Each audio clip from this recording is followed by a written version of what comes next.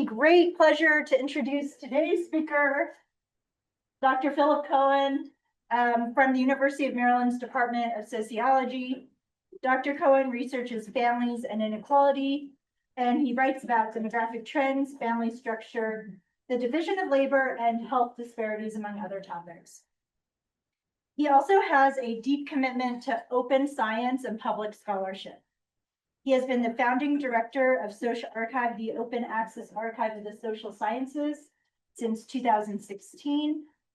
He has provided public commentary on subjects ranging from race and gender inequality to parenting, poverty, popular culture. His work has appeared in outlets such as the New York Times, the Washington Post, the Atlantic, the Chronicle of Higher Education, and the New Republic. And today, Dr. Cohen will be speaking about his latest book, Citizen Scholar, Public Engagement for Social Scientists, published by Columbia University Press last year. And as we all know, this is such a critical topic, especially in our current climate, where the academy is threatened, where science is increasingly disregarded. And I know that for me personally, I am constantly thinking these days about my role as a scholar and as an academic and what it means to be an active, full, and inclusive citizen in these roles. And so I am very much looking forward to today's talk. Thank you.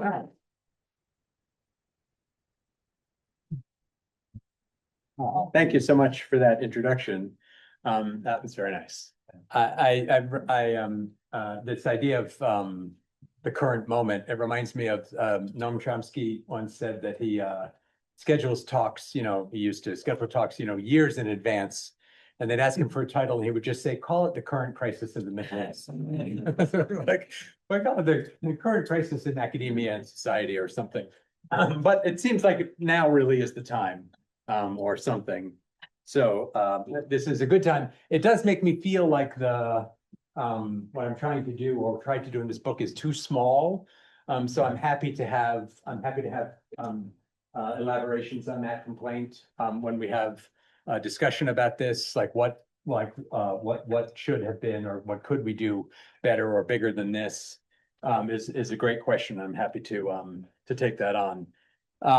So anyway, thank you very much. I'm really glad that it worked out like this to come do the commentary tonight on the Athlete's Bike book, and then do this while I'm here. This is really great, and I got to come to LA, which I love also. So thank you. Great. Okay. Well, you get to a certain age, and you realize you're telling the same stories over and over again. People get that look. You realize, oh no, I'm telling you the same story I already told you. But it actually, I don't know if it gets better or it gets worse when you can put them in a book. And then now I tell them professionally. But these are some of the stories that I was in the habit of telling, and that led to the idea of developing a book that sort of that's sort of oriented to the question of how do we make our careers. So it's we want to accomplish our career goals as scholars, as academics, but also our lives as citizens and people in the world. And so these kind of all come together. So one is openness and the Social Archive project. One is adapting to the world around us, and something I tried to do a lot and have continued to try to do, which of course we do at multiple levels all the time. What's in the news today, what's the biggest issue of our era, what's the issue, what's facing humanity in the last 100,000 years, etc. But so how to think about that. I think about this graph a lot. This is the vaccination rate by Trump vote share across US counties. And with a point at which our polarization got written into our at the molecular level, our bloodstream, which was really, really bad. A lot of my work has become descriptive. So one of my axes to grind is with my fellow academic colleagues who like to diminish descriptive work as less important. So I complain about that and try to find good ways to do description. And I think that's often the bridge between the different kinds of activities that we do. And so our ability to do that, and I know that departments like yours and lots of others are working on, like, how do we do this as part of our training, and how do we make this valuable? The same work that you do to convince a peer reviewer or an editor that your article is important may be the same work that you do to convince the public or some public.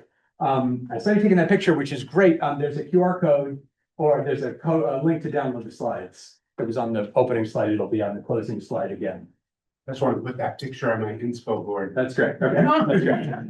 Feel free. It's all open. So now I've been thinking about fertility issues a lot. That's why I'm talking about it very briefly tonight. How do you represent the fact that no country has ever come back once they get to low fertility? Trying to find ways. Okay. And then a lot of my public work has been about, yelling at the internet because someone is wrong. Generations drive me absolutely bananas. And so I've been complaining about that for a while, to the point of like organizing a petition drive to like try to get the Pew Research Center to change the way they do it. And we worked. They don't talk about generations anymore, I feel, pretty much. The journalists and their editors ignore that and do it constantly anyway. But part of it's kind of a model. And then activism, a big word for activism. I mean, I used to criticize the president on Twitter, and then he blocked me, and then I was part of a group of people that sued him. So it's the most. Remember the Saturday Night Live skit, if you like the "Thank You, Scott" Saturday Night Live skit. You can watch it later if you like. That's me. We're criticizing the president from my couch and calling it activism. Okay. So kind of coming together, all these stories coming together and trying to say, like, what can we say about how to make our careers? I came up with this extremely pretentious term of citizen scholar. Who calls themselves a scholar anymore? And who uses citizen in the broader sense, not the legal sense of belonging, legally being, a member of one country, which is a terrible derogatory sense of the concept of citizen, which really is a much bigger thing about participation in the human community. And scholar, okay, it sounds pretentious, but it is a lot of what we do. Scholars are both generate and knowledge and learn knowledge. You're doing scholarship when you do both of those. And so deploying it in the practice of citizenship, deploying our scholarship in the practice of citizenship is what I'm getting at. I didn't know exactly how bad it was going to get as I was writing this, that we would get to the point where our government has concluded that the main problem with our modern society is just too much damn higher education, that's what we need, is to honestly and aggressively attack universities because they don't disseminate truth and knowledge, they disseminate deceit and lies. Like that's literally we got elected vice president. Okay, so the situation inflamed as I was writing this, and especially as it was published. So I wrote it, I wrote the proposal right after the end of Trump's first term, and then I finished the book as Trump was mopping up the primaries in 2024. And so I was able to frame it as he might be coming back, at least. And a couple of things were good timing for the publishing of the book. That was one that I could see that was at least possible. But I was taken by surprise, as some people were and some people were not, by how fast and how deeply they started tearing apart our institutions, especially having to do with science and knowledge. I update these once in a while, but you've seen them all. It's just the gist. One key, and this is all just preamble. One key aspect of this is the concept of common sense. And I didn't quite pick up on it at the time that I was writing, but it's become much more clear later that rejecting science, data, and evidence in favor of making sense of the world through intuition is a classic populist gesture. It replaces our structures of credibility and knowledge with the individual populist leader. This slipped by me the first time I watched his second inaugural address. We will begin the restoration of the revolution of common sense. And you learn from Trump's speechwriters certain things, and then you learn from his off-the-cuff remarks other things, and you put them together, and that's sort of where we are. But his speechwriters are much better at doing fascism in some ways than he is, because he's sort of like the, what was that Peter Sellers movie, Being There? He's a little bit like the gardener who ends up as president. Sometimes he's got his weird impulses, but he's part of it. He's part of the system. And this happened right away. This was actually just about a year ago when that plane crashed, and they immediately announced that it was because of diversity. And how can you know that? And the answer is because I have common sense. Because I have common sense, I know is really the death knell of our of what we're doing here. Okay, and it's coming. It's all over the administration's proclamations and executive orders and legislation. So everything is common sense. Returning common sense to the government. Common sense. Common sense. Common sense is like do your own research. It is not. It's not. Which means not research, and common sense means not sense. Okay, so two things that I want to that I think we need to appreciate. One is that we really do have a problem of trust with the public, and I want to be able to talk about that without it seeming like that's why we're here. Like that is not why we are here. They would have found any number of reasons to attack universities and the knowledge creation industry, whatever we had done. If we had fired all the radicals, they would still be trying to shut down Harvard, and they don't care. But we do still have to think about our trust problem, and that's still a serious problem. It's just not the cause of what's happening. So preamble on trust. That was the preamble on politics. That was the preamble on trust, and working my way around to the actual content. Fish have a system of trusting each other, which is you just follow the nearest fish. They don't really pay attention to which fish gave them good advice or bad advice or whatever, but the plan is you follow the nearest fish and hope that you're not the slowest fish when a predator arrives or something. With the typical story of the evolution of human culture is, we have like an era of something like gossip in human evolution where people start developing, a relationship, and you trust somebody, and then you tell somebody else that they helped you last time, and then they're a trustworthy person, and so on. And that builds and builds and builds, and eventually you end up with like Harvard study, which is like, which is a system, an institutionalized system of trust, and with pros and cons to it. But that's one way of telling the story of trust in the evolution of human culture. Okay. So what does it mean when we end up at the point of at the do your own research era? The point at which that trust is breaking down is the people who say they're doing their own research, and we have research now to show this. People who say they do their own research are less informed than people who don't say they do their own research. So in other words, you keep using this word, but I don't think it means what you think it means. You're not actually doing research. What you're doing is disregarding research, and this has become a structural feature of our moment. It's built into our modern system, and from this I draw on Giddens and other people who talk about stuff like this. This is a screw type elevator. Most of us don't really know how elevators work. I didn't even know there were screw type elevators until I was looking for an illustration for this slide. And this one came up. Screw type elevator doesn't have a big shaft that goes way down into the ground. It just spins and races the thing like a corkscrew, which is a great invention. We don't need to know because we have a system. Okay.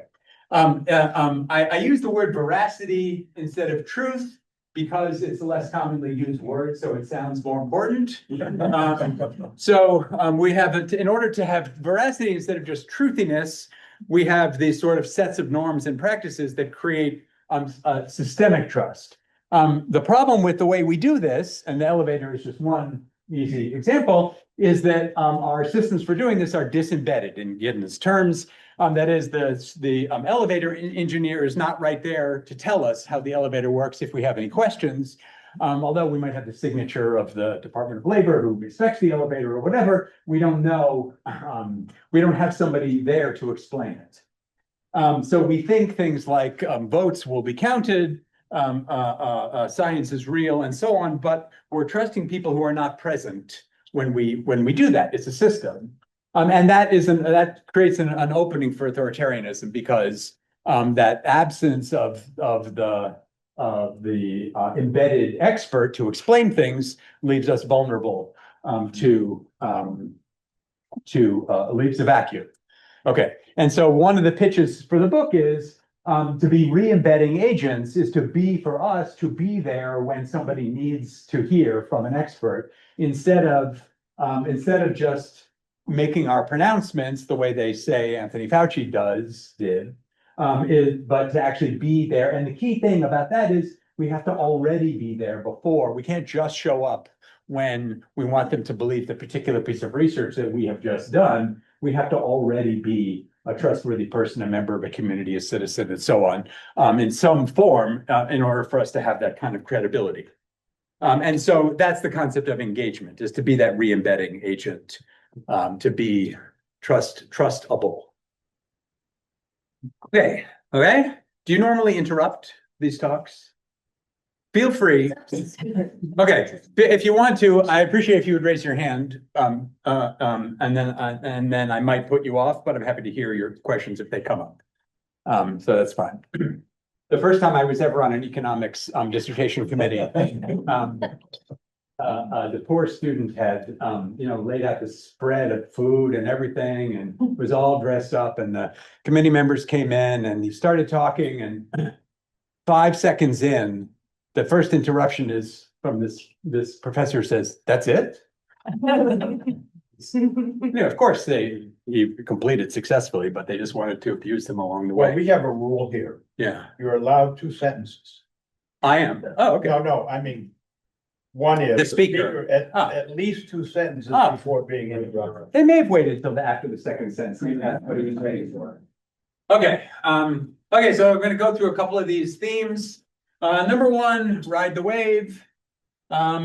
Be aware. This is me on March 2nd, 2020, realizing nothing would ever be the same. This is the day they reported that there were untraced cases of COVID-19 discovered in Washington State. No known travel to China. They didn't know where it came from. I looked at that tool where you can see where all the planes are, and that's what I saw. We, the scholarly community, science, or whoever, responded incredibly to this gigantic catastrophe, and we have a lot to be proud of about this. This is on a log scale. These are the Social Science Citation Index articles with pandemic in the title or abstract as the red line. You can see we went from 100 articles to 10,000 articles in 1 year. That was pretty. A lot of people changed their careers in important ways. They changed what they were working on. They responded to the world as if what was happening really mattered. The other things on there show similar but not as dramatic. Terrorism after 9/11, racism at a couple of key points. That's Rodney King, and that's Minneapolis in 2020, hurricanes, and so on. So we do this. We did it dramatically during the pandemic, and we can definitely learn from that. We should pay attention to the world and respond. Okay. So we need a way to do that so that we're not just constantly running around in circles responding to the news every single day, but to be relevant and interested. Okay, so it's a goal for us, and I talk about that and how to do that. One way is description, and there's a great history in demography. I don't have to make this case as desperately, because demographers understand the value of descriptive work. I love this picture from 1913 of the New York City Health Department doing a parade, a float parade of statistics, where those are statistics painted on billboards that they're dragging down the street with horse-drawn carriages to explain about the virtues of hygiene and sanitation and stuff. And it's pouring rain, obviously cold. Look at all these people standing there with their umbrellas, like, to watch the statistics go by is very inspiring. I really admire that, and I aspire to that. Similarly, from around that time is that great series of descriptive work that Du Bois and his students did to describe the state of, for example, in this one, the Black family in America. So a long tradition of this, and we should. Well, that's kind of messed up. I guess the font got a little messed up. So I tried to formalize this a little bit with the public and the scholar. This is the scholar's eye view of the role of description in our research. Is kind of the way I imagine it. That's funny. There's supposed to be writing in those circles that you can see. I think there is. Are the slides downloaded or are they on Google slides. Uh, It's happened to me before. They're downloaded here. It's just a font issue. If I can remember what's in the circles. You keep Uh, advancing, will it populate all? Like it's an animation thing? No, The circle is still missing. yeah, hold on a second. It just took me a second. It's right, happen to have it right here. Excuse me. At the top is discovery. So in the research life cycle model, which we have from the open science argument, you go to the library, you find the state of the research, you learn what we know, you design a project, you implement the project, you write it up, it goes back to the library, right? That's the research life cycle. And there's a long use of this because we talk about it in open science with what are these moments to be opened and to whom, and what is the process for opening these different parts. So at the top is discovery. This is discovery, and the idea is when we're finding out what's going on in the world, part of what we're doing is learning from the public. The public is outside the circle, we're inside the circle. It's our view. Part of what we learn is what we learn from paying attention to the public. And then what goes out from us, this circle is labeled description. We do our descriptive work based on the picture of the world, and that goes back out to the public. Then they cogitate on that, and their feedback comes back to us. This is called interpretation down here. So now as we're developing our research project and we're thinking of how to interpret what we know so far so we can advance it with new research, that's a moment for public interaction and engagement. They have learned what we got from our descriptive work, which was systematizing or aggregating the known information and feeding it back to them in some way that is hopefully helpful. And then we do our explanation as we do the research at a more elaborate level, maybe theoretical, maybe more causal or whatever, making our case, it goes back out. So the idea is there's a metabolism to this where it goes in, breathes in and breathes out from us to the public, okay, as we go around the research life cycle. Okay, one problem with this is if we don't honor or valorize that descriptive work, then we end up with a lot of puffery, claim inflation, jargon, made up theories and stuff, because people are trying to play this role of just telling people what's going on. But in order to be taken seriously by other academics, they have to dress it up in theoretical terms. And so we end up filling up journals and books with a lot of useless nonsense. Okay. Just a quick example. Yes. Oh, sorry. Go ahead. I'm thinking about the New York Times. And the New York Times has a lot of descriptive stuff in it about what scientists do, social scientists and other kinds of scientists.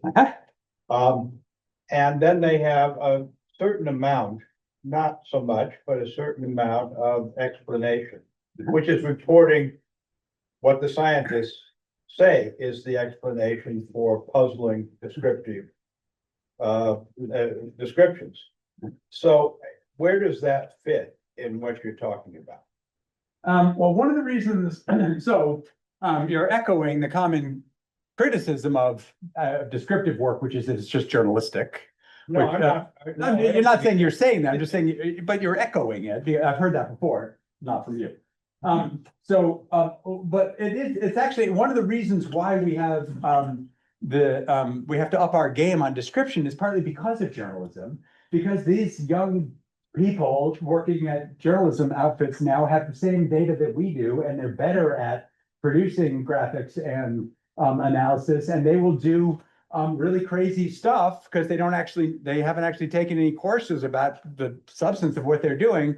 And so we're in a rat race with them. So we actually have to pay attention to that. There was a great story in the Washington Post, a terrible story in the Washington Post, where they got the birth rate, the total fertility rate for every county, and they had scatter plots, and they looked at look at these places with the highest birth rates. Jacksonville, North Carolina, that metropolitan area that we always drop because it's nothing but a giant military base. And then the conclusion was, wow, the military base, that community has such a high birth rates, we should do what they do. We should have daycare centers, and we should, it's like, no, anyway. Right, so the call to a demographer to explain this was not till after the thing was published, because they go really fast. Anyway, but just telling us what's going on is something that journalists do. We can help them. We should help them. But in front of you was you, I'm sorry. Yeah, can you go back to the research life cycle you said? Talking about Very the important. elevator example, Yeah. about the importance of having a citizen scholar in the room. Yeah, Do you think that having a citizen scholar at every stage is equally important in this graph? Or do we think it's more important to have the expert at a certain stage in this conversation between the public and scholar? that's a great question. I don't know. Do you have a hypothesis? Hmm? I don't know. That's a great question. Yeah, Oh, yeah. I have tons of great descriptive graphs that can do a lot of things that are out there, but where do I put them? And I think we're gonna get there, right? uh-huh. We're academics, we need to Right. push some journals. Right. We do. Yeah. Right, yes, okay, good. So early in the pandemic, this is like May 2020. One second. Yeah, go ahead. I think this was following on the same point around the newspaper. So I do read, and again, I'm totally with you. I preach in my data analysis classes constantly that we should spend as many weeks as possible on the descriptives. Again, for a lot of reasons in terms of actually understanding the data better. On the other hand, I'm always struck by the fact I work in homelessness where there are a lot of questions that need to be answered with data, but every time I answer a question descriptively, advocates and people experiencing homelessness and everyone but me can tell the story better without the numbers that I have, but also if I have numbers, they would do a better job than I would of picking which numbers to spotlight and what story to tell. And so I guess what place is there for us not to be just citizen scholars, but to be working with scholar citizens? Oh, yeah, every place. That's the place. Yeah, absolutely. There's no, I'm not trying to give you a way to own the process. I'm trying to describe ways that we can help. So 2020, May 2020, back then we had county case reports aggregated that the New York Times actually had put up an API so you could download them at the county level. The only place you could get that. The CDC was like closed on weekends and we're not doing stuff like that. So just looking at places that had a gigantic jump, a sudden burst, and then using the Google News searches to look at those places, I was able to just quickly figure out it was prisons, meat processing plants, and nursing homes that were driving these big outbreaks in rural areas. I knew this was going to be a bigger issue coming soon. What did I do with this? I published it in a crappy open access public health journal that had no APC. It's actually been cited a fair number of times. It got published very quickly. And I was able to put it out there along with everything else about me to say, somebody's studying this. If you're Googling it and you've come upon this thing, then you could call me and we'll talk about it and I'll help explain it to you. So it was just like very rapidly attempting to plant a flag on a particular issue. So, okay, that's one possibility. Don't discount the crappy open access journals. Okay. Our system of accountability and the role of openness. We know about these major fraud cases, Francesca Gino, Michael Lecor, Dietrich Stoppel, people who faked large amounts or either large fractions or large amounts or both of their work. And they're considered to be they're reviled in our community and must be expelled because what they do undermines all of us. So the system requires that we all have this high level of integrity. It's important to realize that we only caught them because of norms requiring openness. So in sociology, for example, where there is no flipping norm of requiring openness, we have God knows how much fake data in our journals and nobody would ever know because they don't require you to share your data in order to publish in our top journals, which is completely embarrassing and a disgrace to our discipline. And they'll tell you that we don't have this problem in sociology because just look, there's been no big scandal. Okay. So the important thing about making this a norm is that not that every member of the public or activist that we work with or somebody that we're trying to convince is going to go check our work, but we're able to tell everybody that anybody can. If they have a friend who has the skills to go check our work and they smell a rat when we are out there disseminating our work, they know that they could get somebody to go look it up and figure it out and so on. So that the institutional signals transmit to all of us supposedly, that's the theory, make us seem trustworthy in all that we do because we have these institutional norms. That's why those people have to be reviled and expelled. Okay, where we do the openness and how is obviously a huge issue. There's a big literature on this, which again, most people don't learn about in sociology. I hope that you have a chance to in whatever discipline you're a part of. But basically, you can think of it as in the creation, the dissemination, the evaluation, and the dissemination of our research provide opportunities for openness. The dissemination is actually the easiest one. The final thing that we publish, it can be distributed for free very cheaply. We don't need these expensive journals to do that. But the other things are actually harder. It's work to make your data accessible and open. We need support for doing that. A great innovation that good universities have these days are a replication package team that will help you put your stuff together when you're ready to publish something who are paid by the university to do that. 1 second, the review and assessment is complicated by ethical issues having to do with confidentiality and double-blind issues and so on. It's complicated, but we can do a lot of openness there. Yeah. Oh, I think you may have just addressed it, but I was wondering how to be open in cases where you're using data that are very sensitive, such as like immigration status. Yeah, no, there's always exceptions, and you're never required to disclose confidential information or anything like that. So it's just a question of, but at the same time, if you launch a research project where the outcome is going to be data that can't be shared publicly, you have to know you need a good reason to do that because you will be, in that one sense at least, less accountable for your work. If you have to say to the public, sorry, you can't scrutinize that, I burned my field notes, or I can't share this interview, you realize you're going out there and saying, you can't check my work in this case. You've got to trust me. And so you need a good reason to do that because that is a less trustworthy form of work than work where you can say, I'm sharing everything. It just is. So the ethnographers among us who do incredible work are asking us to trust them that they actually did that work. We don't even really know that they did. So of course they did most of the time.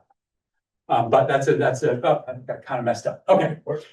So 1 second. Sure. So the openness increases the basis for public trust, that accountability, the possibility of public support. That guy left.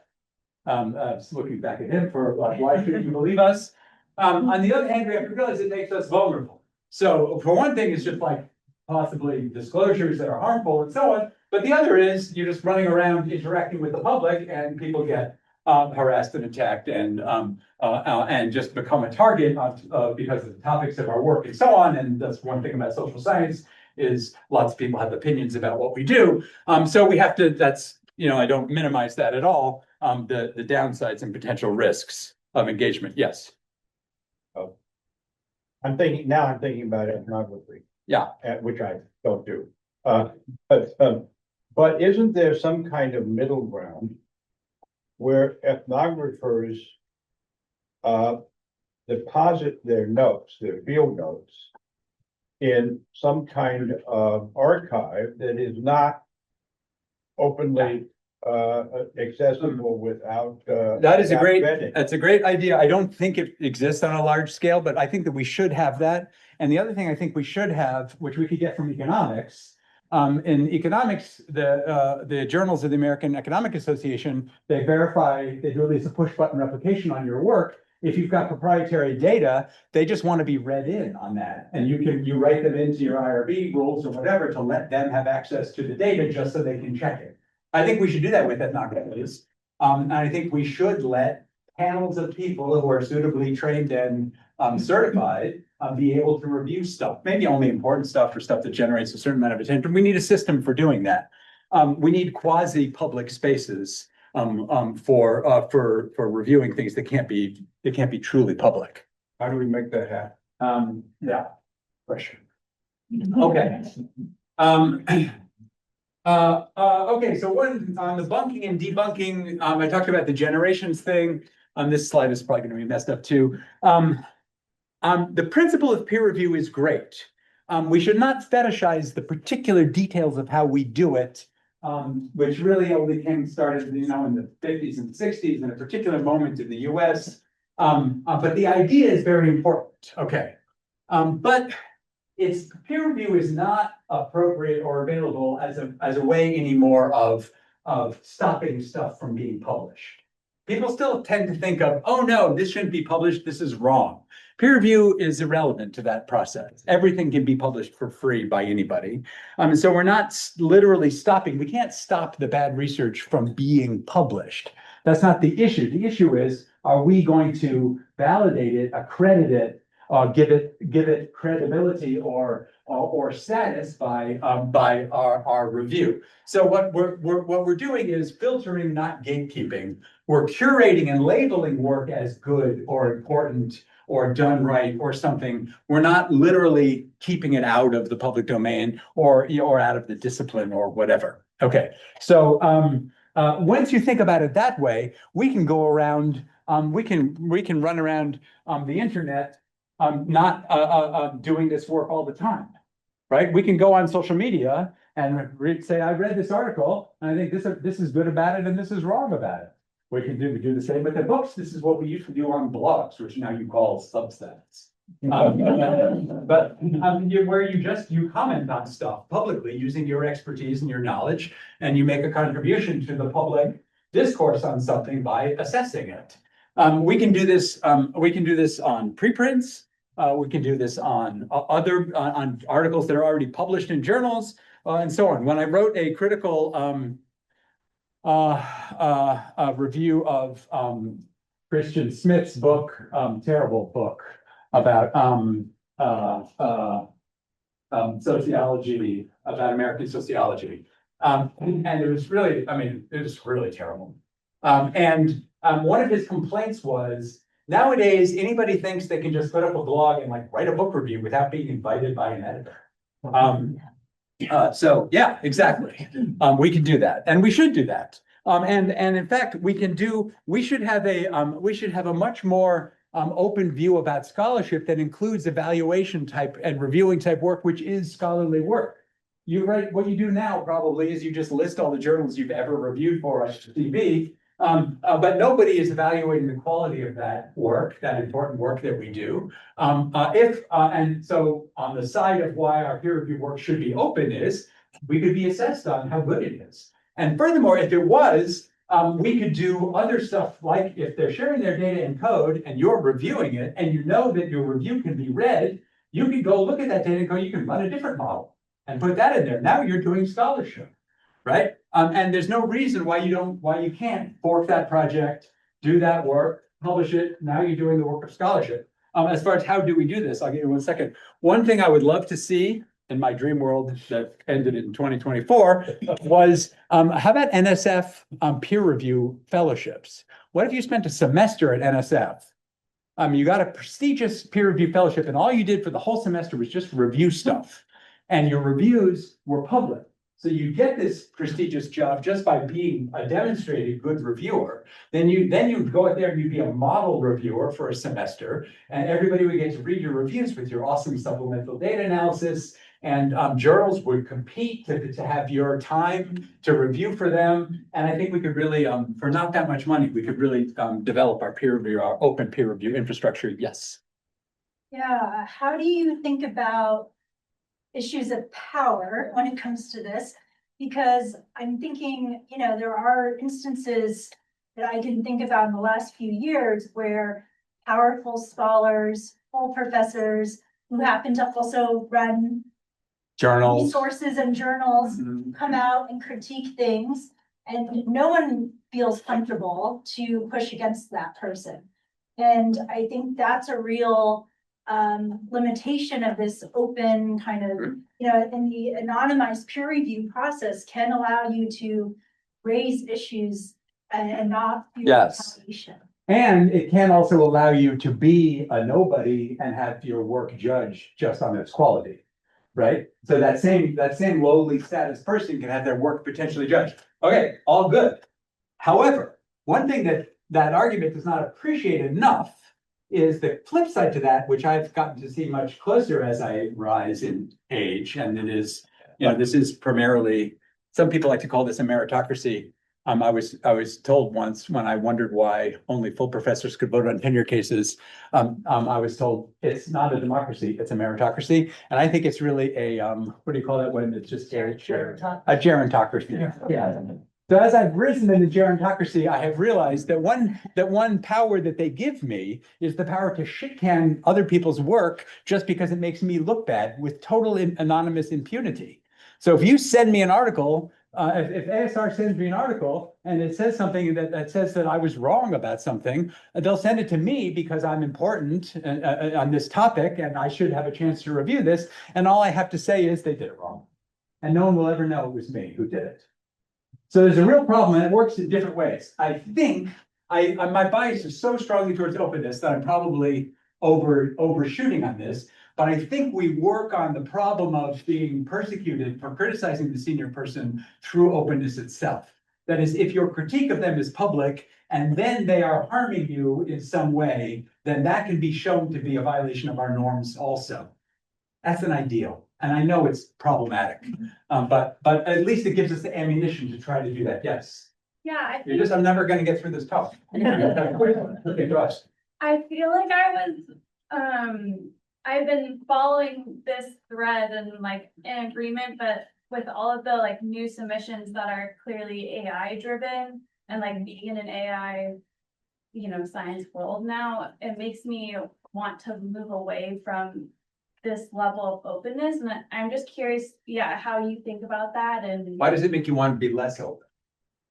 Just because of all the submissions that are going to journals or being published that are just created by AI. Oh, well, let me tell you about what's happening in Social Archive. Social Archive, we used to play this role of letting people who were not important publish their work for free on our platform, and that was great. And now the volume of that stuff has increased drastically with many, many, many AI garbage submissions coming to Social Archive. They often formally meet our requirements, and if we were to accept them all, we would just flood the universe of knowledge with it. It would just become a death spiral of what do you call that? When it's just eating its own, high in its own supply. Somebody said. Ouroboros. I don't know. It would just, they go back in, the machines scrape us and to try to figure out what's true in the world. And if it's their garbage, that's considered to be true. So yeah, it's a huge problem. But I don't think, again, peer review is not about preventing stuff from being published. It's just about whether or not it gets labeled as good. And the AI companies do pay extra for copyrighted peer review. They're paying Elsevier, I'm guessing, more than they're paying us to scrape their journal articles than to scrape the Social Archive articles, which may or may not be true, or less likely, or you're going to say they're scraping them without permission.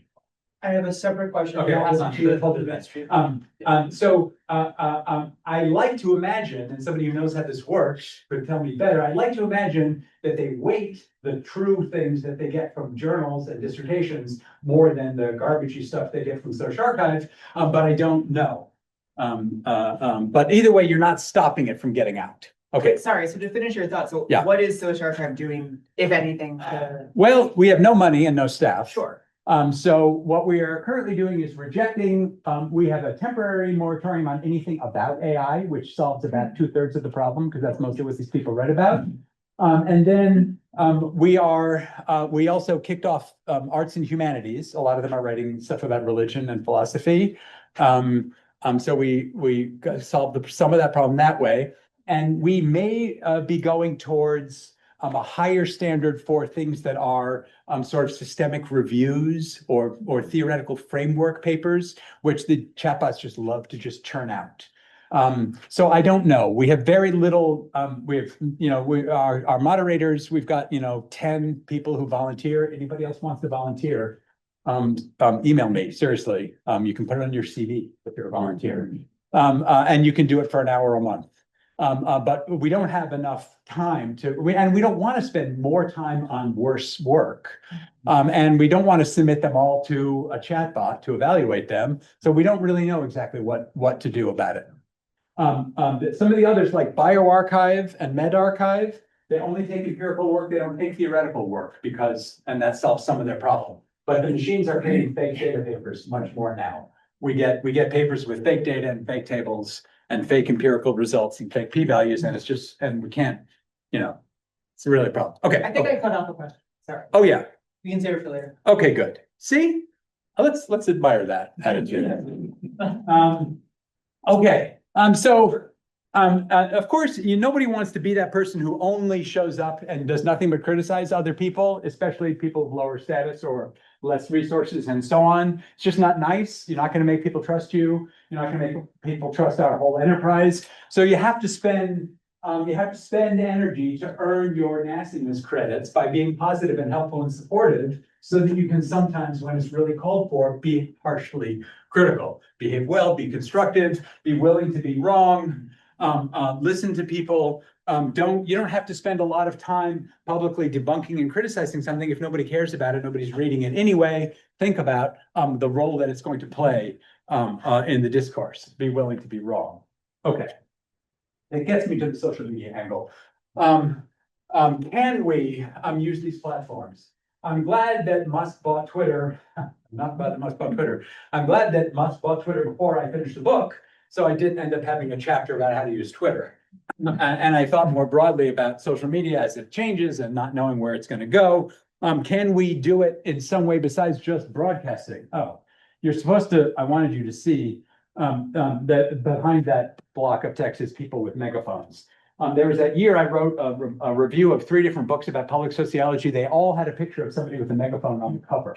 I do not like that model of public sociology or public scholarship. We're not just trying to find ways to amplify what we already are saying. Like I'm not that person who's going to help you just figure out how to get your work out more. I'll help you figure it out. It's not whatever I can do. But that's not my only goal. My goal is also, what work are we doing? And that is related to our public work also, like what matters to people and who and why and so on. And so that by the time we're disseminating our work, it reflects kind of a broader, deeper process of engagement that already happened, not just after we publish the thing, trying to get more people to read it. That's marketing. It's important. It's a part of our work. We have to do it, but it's just one part. Okay, so to really use social media, whatever it is, it's multiple flows, complex interactions that overlap and collapse context and so on. You may be familiar with Rogers Brubaker. I don't know him. Is he here? Sure. Yeah. Is he here? Anyway, so fine. I really like this book. And I thought it was pretty useful for thinking about how to use social media. He didn't talk about academics using social media in the book. So it kind of gave me an opening to say, he's got these 5 categories of what's happening in the hyperconnectivity, and they all apply to the kind of what we're trying to do, especially when it comes to social media. The absolute abundance, the being overrun with too much information, which is miniaturized to the point of, like book chapter, small excerpt, 2-word phrase on your, album, song, riff, meme. Everything is smaller, smaller, smaller. The convenience is great, but it's also great for the bad people. The quantification makes us in a constant fight for metrics and attention, and then we get promoted based on that also, which has its own discipline problems. So I'm skipping some of this detail now. So this is probably not super surprising advice at this point if you pay attention to this kind of advice about how to behave. So I'm not going to do too much. Be generous. You should be praising other people 5 times as much as you're praising yourself. I just made up that number. Some amount more. Congratulations. Thank you. This looks great. You should be saying that more often than you are saying, I just wrote a new paper. If all you're saying is I just wrote a new paper, it's just not enough. Okay. On the other hand, be shameless. That after you get done doing all those nice things for other people, get out there, promote your work. That's your job. When you write a paper, the paper is not the research. The paper is the description of the research. The paper is getting people to know about your research, just like the tweet is getting people to know about the research. They're both just telling people about the research that you did. It's just as important to promote it in various ways that we do as it is to write it in the first place. So definitely be shameless. Reach outward, that is trying to find people who are outside your circles. don't punch down is a common rule. And then we can use these platforms to practice explaining, to see what works. If I try, I do it with my jokes all the time. If you follow me closely, you will see I delete jokes all the time. I post them, nobody laughs, I delete them. I can tell like within an hour, if nobody has liked it in an hour, it's over. That joke is not gonna land. So I will just delete it. There's nothing wrong with that. I'm not ashamed of it. I just don't need to clutter up the world with it anymore. So you can practice that. You can make a graph, a figure that explains something. If nobody likes it, or if you get 5 people with the same misunderstanding about it, you can decide whether or not you want to delete it, but you learn from that and put it up a different way. Try a different way. In general, I'm also going to just say we should make it rude again to share paywalled links. It's exclusionary and off-putting, and it just says to the world, I only care if some people read this work. If you click on this, link and you get to a thing that says you can pay $39 for my book review, I don't really want you to read my book review. So post open links. You can post your papers on Social Archive or other places. Read the rules, figure out how to do it. Ask me if you need help. You can do it. You do not need to only share paywall links. I guarantee it. And then just for your personal life, of course, you can't just do this all together. Okay. This one almost worked. One thing that we got from Zuckerberg, actually, that partly it's bad, he made the world this way, but partly there's a kernel of insight in it, is that you can't be different people in different places on the internet. So I use this example in the book. I write about divorce research. If you know that I also criticize the president or express political views, if you think that contaminates my divorce research, I have to be prepared to live with that, right? And so I'm going to go out. I have to be able to go out there and tell you that no, I'm trustworthy anyway. And in fact, I'm willing to say, look at my tweets criticizing the president, and you will see that I don't lie. I don't make up facts. I admit it when I'm wrong. I model certain behaviors which might make you want to trust my divorce research, even if you don't like my politics. So I take that risk. You can't avoid that. So what you have to do is basically build a little ecosystem around yourself that has different entry points. You've got your personal website, you've got your social media presence, you develop relationships with media, journalists, or whoever who are finding that material and maybe reaching out to you. You're helping them. Most times I talk to journalists, I'm not quoted in the story. I'm helping them figure out who to talk to or what else to write about and so on. Partly again, gerontocracy, but then maybe someday they will call me. Doing peer review work is very important. You can say, I do peer review work. I submit my work to the highest level of scrutiny that we have. And so maybe you can trust me better for that. And I also practice openness in ways that signal my accountability and also my willingness to help other people do their work and so on. So all of these are all points. People can find me in all these different places. And when they follow the threads around, they get to the other parts. So you have to maintain the whole ecosystem if you want to have, that's my advice, if you want this to work. Okay. Finally, on the question of the politics, the activism part, the citizen scholar thing is I'm a little bit less activist than the scholar activists, and I'm a little bit more activist than the no activists. So I'm pretty boring. My position is actually pretty boring on this, which is kind of a middle ground position. I'm not willing to give up my status as a citizen and stop complaining about politics or commenting on things that I think are important, just because I also am in the knowledge business, and I'm not also willing to compromise my scholarship. If it becomes politically inconvenient, if I find out things that I wish were not true or whatever. In other words, if you invite me to speak at your rally, I'm going to spend more time than you want. Giving space to arguments against me. You probably don't want to invite me to your rally, but if I support your cause, I'm happy to help you however I can. Okay, so that's sort of the middle ground position. And I kind of think of these polar benefits or risks. As citizens, we take a stand. As scholars, we're pressured to think about the importance of maintaining distance and not completely compromising ourselves in one particular direction. Similarly, the question of positionality or universalism, who are we speaking of and for? And so on, is it the universe of humanity, is it a particular group, oppressed groups or marginalized groups and so on? We want to consider the duality of this, and then the risk of being exposed and being having your integrity compromised or getting in trouble or being attacked versus the risk of just being an indifferent person who's not involved in life. And I don't consider the extremes of these good either way. So my advice basically is a series of ways to handle these opposing poles. Be willing to challenge your assumptions. If you really know the results before you start, you're not pushing yourself enough. This is, when our graduate students apply and they already know the conclusion of their dissertation, they may be great students, but that's not the best way to do research, right? On the other hand, if you know what matters and you know what you want to say, that's okay, but you still should be doing research to help you figure out the parts you don't know, right? So it's okay to say if your conclusion is we have too much inequality and we're got to do something about it. Okay, that's fine. That's, you don't need to do a lot of research before you reach that conclusion, but there's still a lot of research to be done.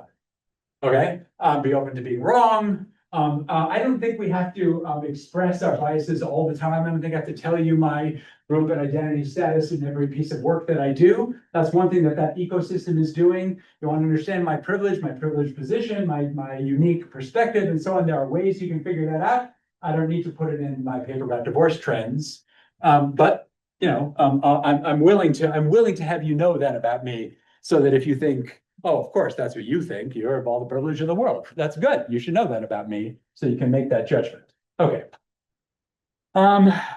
Okay. Lastly, on the political issue, this goes back to the broadcasting issue. Dissemination is not enough, and one reason is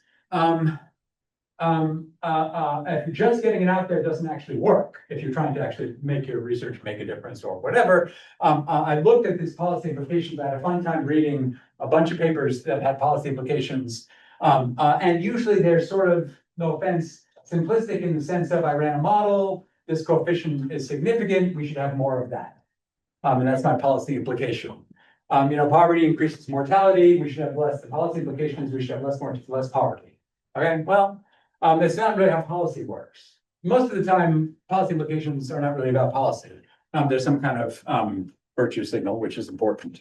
But we have great examples. This is my favorite terrible catastrophic example, where we did all the research in the world to show that increasing the child tax credit would reduce child poverty, and it did reduce child poverty drastically for millions of people, and then they got rid of it because they just didn't want it.